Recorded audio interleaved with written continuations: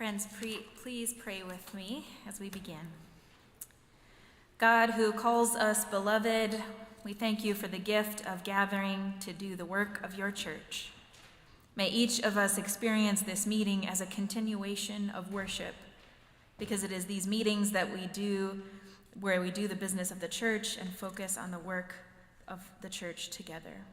So bless our conversation, bless the reports given and the questions asked and the people who have served on committees this past year.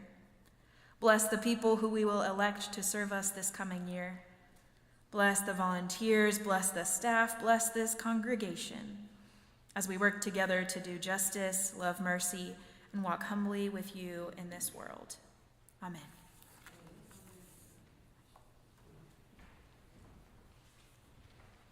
And now I call to order our 156th annual meeting.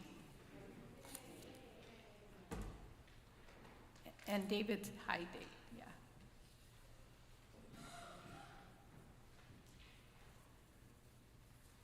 Hello. We want to determine if we have a quorum, so I will invite anyone who is a member of the congregation to please raise your hand.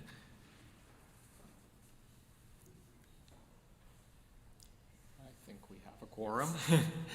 Thank you. So everyone should have received a copy of the annual report. Is there anyone who does not have one that would like one?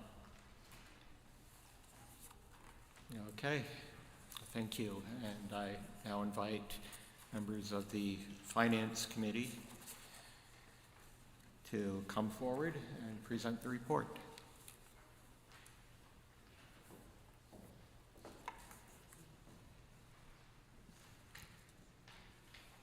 If you look at that picture on the Finance Committee report page, you may wonder who that is. I kind of do myself. Abid Badi was prepared to do this, I thought, but he is not here. And maybe I'm not sure what the financial statement at the end of the year even is supposed to be. But I wrote the report that's in the annual report, so I will just give you some highlights from that. Our congregational stewardship in the past year was very strong. The pledged and non-pledged giving in 2025 was very strong, and it contributed to a positive year-end result.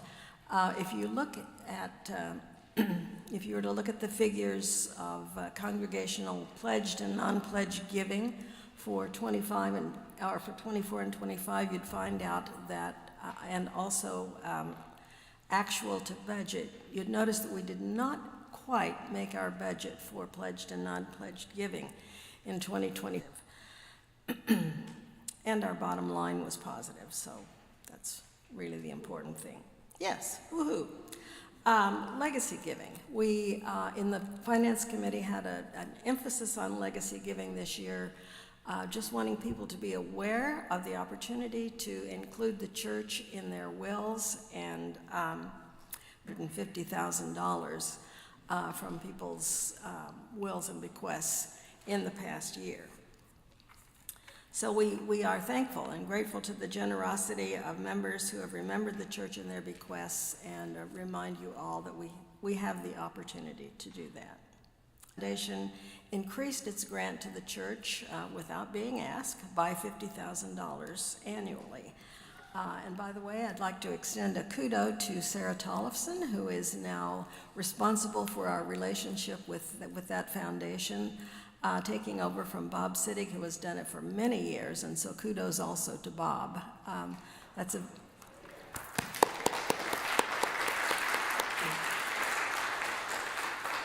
That's a very important piece of our annual income, and we're grateful. Rental income in the past year was also very strong. It was someplace between $35,000 and $45,000 over budget, and also contributed to a positive bottom line. As a result, in 2025, we had approximately $40,000 in retained earnings, which means that's income over expenditure. And that money will be used to contribute to the church's rainy day fund for use in case of emergency, a leak in the roof, or a bad sound in the organ or something. And then our bottom lines, our endowments currently total almost $3 million, $2,917,000. And as you'll see when we present the budget in a few minutes, the interest from those endowments supports the church's programming and facilities and other areas of operations. Our financial position is very strong. Our total investment and cash position at the end of the year is $3.5 million, which we are paying off, and the current balance is $324,700. So I'd be willing to entertain any questions. I probably can't answer. Are both on vacation today, one of them in the Philippines, one of them in really can answer the questions, but I'd be glad to try. Oh, good. Hearing none, I'll turn this over to Sue.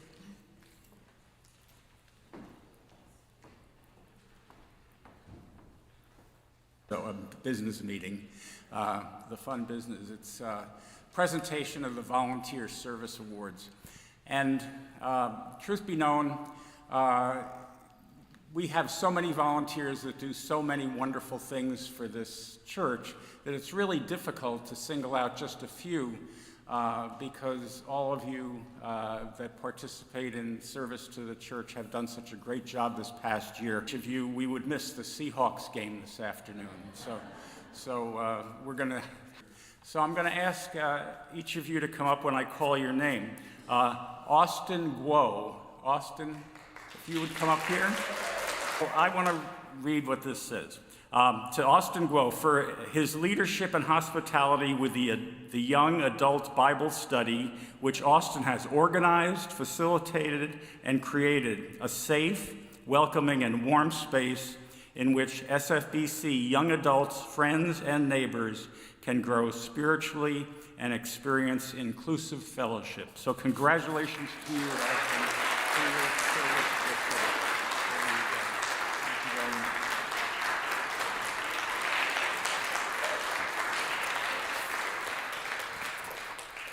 Now I'm going to ask if Kira Walmsley would step up, please. Kira?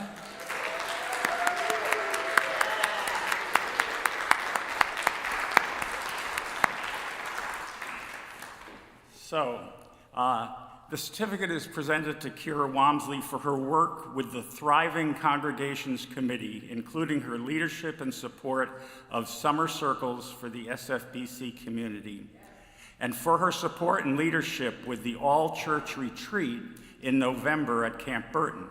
Kira participated in planning and shaping the retreat, as well as led a meaningful screen printing activity that we hope will be an annual activity that artistically uplifts our church family. So thank you so much, Kira, for your service.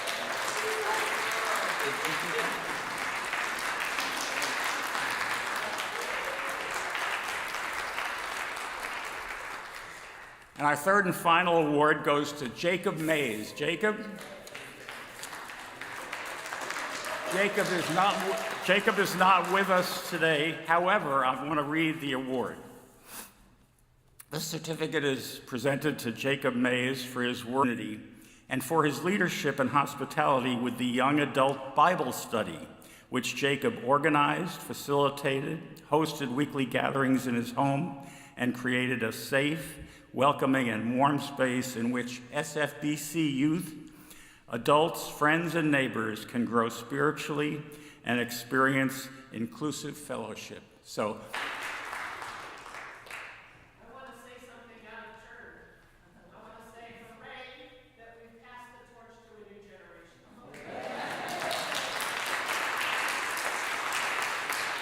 Speaking on behalf of the Ron Romney Legacy Fund. This fund was created 25 years ago, and its intention was to support new initiatives.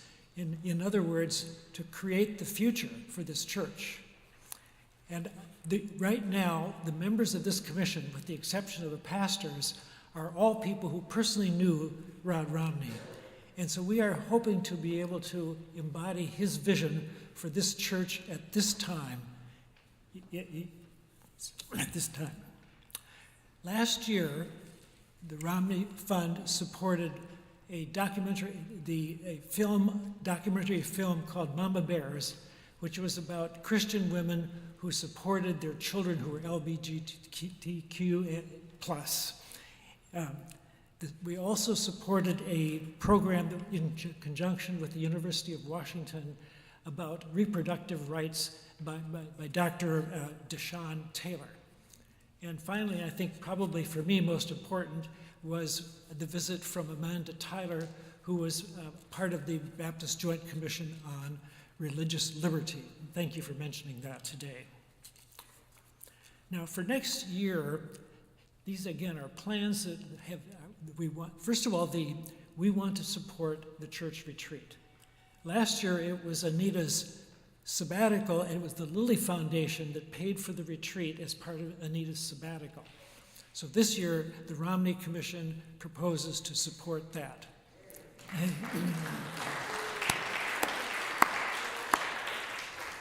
Also, we have a church chef, Stephanie Simons, congregation members together, and allow us to learn a new skill together. The funds from this, that is, any money that we think that that's an excellent thing that we could do.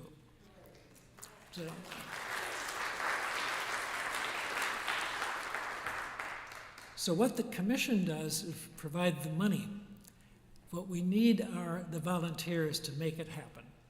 And I would like to just recognize the members of the committee, because if you are interested in volunteering to help form the cooking class or to support the church retreat, talk to the pastors or to one of the committee members. And that includes Janet Hasselblad, can you raise your hand? Sarah Tollefson, can you raise your hand? Kathleen Southwick. So thank you very much for your participation.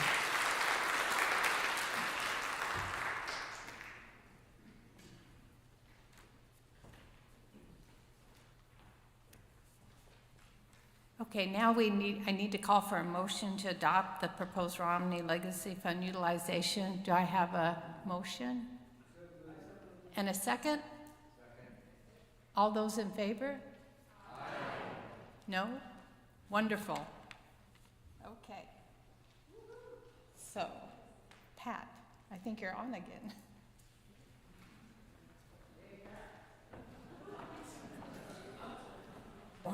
As finance chair, and this is my ultimate role, which means the end. Report. I'm a little offended that somebody chose to use Rams colors in the highlighting. But perhaps they weren't looking ahead. They may not be football fans. I don't know. Go Hawks. What can we say? Our church administrator, Darren Hochstetler, with assistance from a number of volunteers, including our church treasurer, Roger Garrett. It has input from the finance committee, it has input from our investment committee, and then ultimately it is approved by the Council of Ministries. So this proposed budget that we bring to you, the congregation, is one that has been already looked at several times. It's been developed with care and love. It's been approved by the Council of Ministries with input from the other groups as well. Anticipate that our income will be greater than our expense. It is a realistic budget, and you'll see several notes here that indicate that income items or expenditure items were adjusted to reflect our experience in previous years, particularly just the year just passed, so that we are realistic about the income that we anticipate and the expenditures that we anticipate. To take a brief look at the income, you will see a couple of things of interest there. One of those is the endowment interest. When I mentioned earlier the endowments that our church have that are in excess of $2 million, kind of investments, and those generate interest that is used for a variety of purposes, which you see there. The music fund, the Romney Fund that was just described for us, and the building fund, as well as the general fund, which gets the biggest part of the interest. So you will see those listed under the income year, and that's because they had a balance at the end of 25. Our foundation support is listed under the income as well, and the $50,000 additional you'll find listed in there. $40,000 under general fund and $10,000 to the boiler loan repayment. So there you go. Are there any questions or comments about the income portion of this? Yes. Could you explain the note on the Romney Fund? Romney Fund has $11,000 in savings. Yes, that's the one I just mentioned, that there was a balance at the end of this year. In other words, they didn't spend all their money last year. And because this is, I can't remember what we call these things, it's a special fund, so that money doesn't go away as part of the budget. So that $11,437 in savings from last year will be used this year, along with enough to make up the expenditure of $18,000. And because they didn't spend all of their money this past year, less is budgeted for expenditure this year. So, was that clear? Okay. Anything else? Any other questions? So to look at the expense portion of this, something to note under personnel, the additional $50,000 that we got from the foundation gave us the opportunity to give our staff a full COLA, cost of living adjustment. And that's a question that comes up almost every year. Are we treating our staff well? And this year our staff is getting a full cost of living adjustment thanks to that foundation. So that's a good thing. We love our staff. Under music, you will see the yellow highlighted item there. That is the endowment interest that you see up above.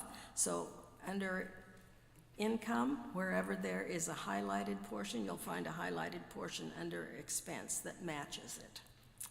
Okay, so there's the music endowment interest expense. Under operations, you'll see the building endowment interest expense.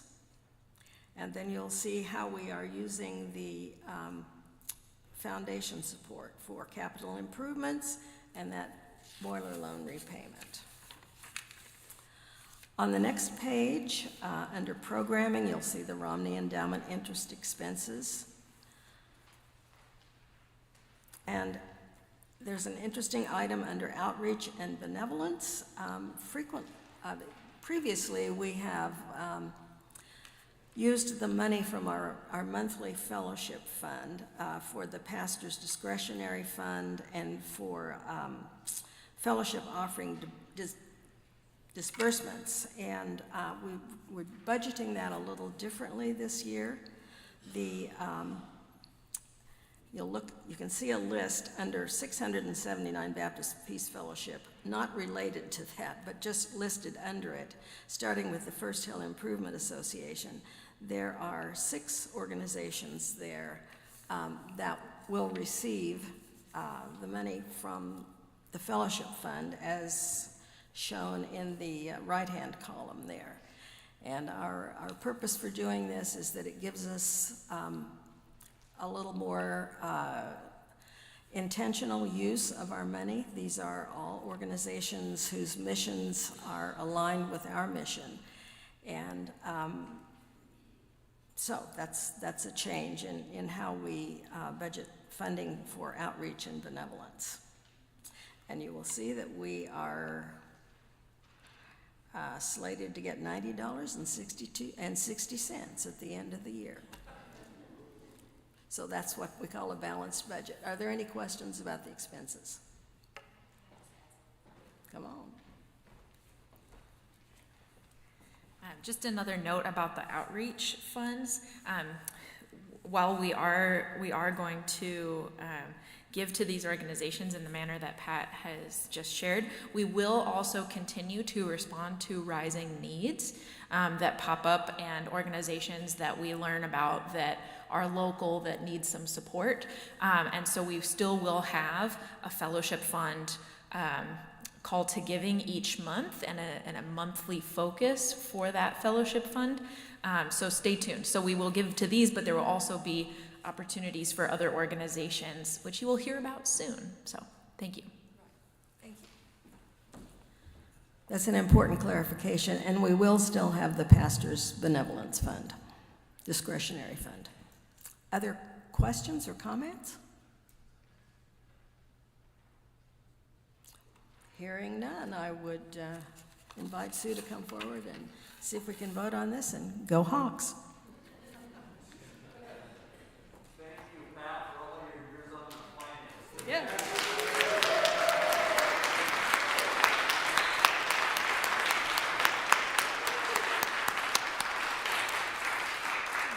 Do I have a motion to adopt our 2026 proposed budget? And a second?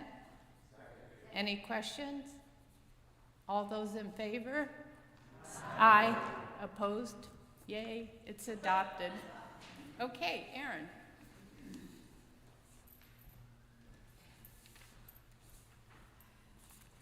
When we were talking this morning about how to do this, we didn't realize what we had to say. So I do want to say, it is not a small thing to step up and take on these roles. This is how the church moves. This is how the church grows. This is how the church moves and grows. I just want to note that this is not just about like us showing up on Sunday, our congregation and ourselves in the world, and your roles in taking this on helps us do that. And I would also want to note that our pastors are really strong, important leaders that we lean on for support, but we're also Baptists, which means we are leaders. So thank you for leading, and I encourage you, go lead. You can see all the members here, but I'm going to name the Council of Ministries that we're voting on today. And maybe give a wave when you hear your name. President Sue Ross, Vice President David Greenhow, Secretary Joanne Wright, Treasurer Roger Garrett, and we have 4 at-large members, Daryl De La Cruz, Sherry Johnson, Brent Marble, and Kira Walmsley. Thank you all for agreeing to serve, as well as our Personnel Committee and Finance Committee members. And I need to call for a motion that we accept the slate of officers to serve this next year. Do I have a motion? Do I have a second? Any question, conversation? All those in favor? Great. Anita will lead us in a closing prayer, and then I will adjourn us after that.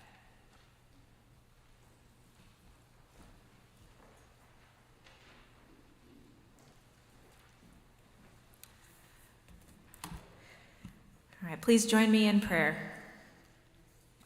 Steadfast God, as we go from this place, remind us of the good work done here today. Remind us of the love for you that we show through loving one another. Remind us of the opportunities to participate, that we might find our place to give back to those who have given to us, and by doing so, we would dispel any apathy or paralysis that might sneak into our days. Help us follow in the way that your Son, Jesus, led us. Welcome us back when we stray, when we mess up, when we forget you. Empower us to be your hands and feet and voice and heart in this world. Lead us always back together to keep learning and growing, and to keep pursuit of your justice and peace at the center of our lives. Amen.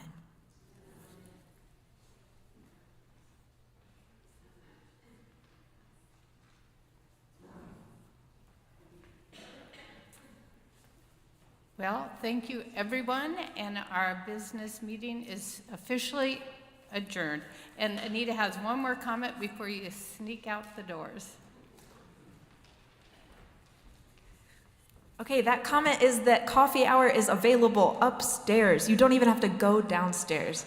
Wonderful. There are snacks and drinks available in the Seneca narthex over this way.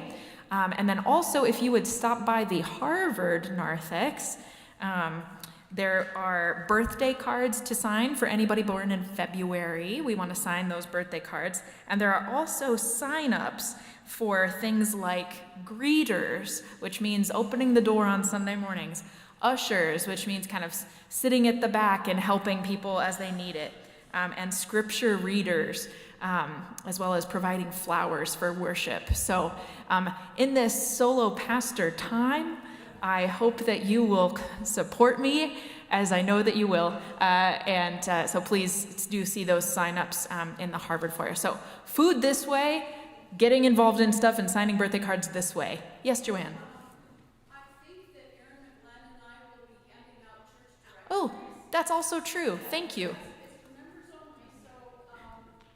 only, so, Yeah. and I will be there, and, Joanne and Aaron will be handing out church directories for members. We are keeping the directories only to be handed out to members of the church as an effort to help keep our information secure. And so see Aaron and Joanne out that way if you would like an updated directory. And the pictures are really nice. So, all right, let's go, friends, and go Hawks.